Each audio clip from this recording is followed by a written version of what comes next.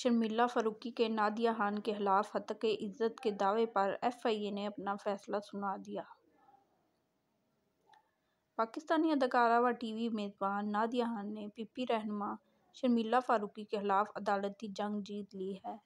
شرمیلا فاروقی نے F I اے کے cyber crimes cell میں نادیہ خان کے خلاف ہتک عزت کا کیس دائر کیا تھا، جس کے بعد اداکارہ نادیہ کی جانب سے ہتک عزت نوٹس میں اپنے حق میں فیصلہ آنے کا اعلان سوشل میڈیا پر بھی کیا گیا ہے۔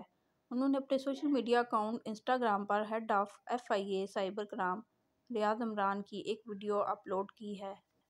ویڈیو میں ریاض عمران نادیہ خان کے خلاف کیس کے فیصلے سے متعلق بات کر رہے ہیں۔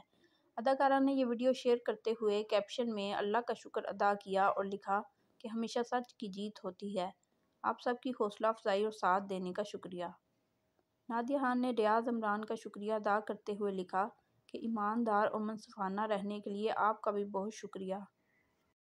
خیال رہے کہ ہتک عزت نوٹس میں ایف آئی اے کی جانب سے شرمیلا فاروقی کی جانب سے نادیہ خان پر لگائے گئے الزامات پر کارروائی کرتے ہوئے نادیہ خان کو باعزت بری کر دیا گیا ہے۔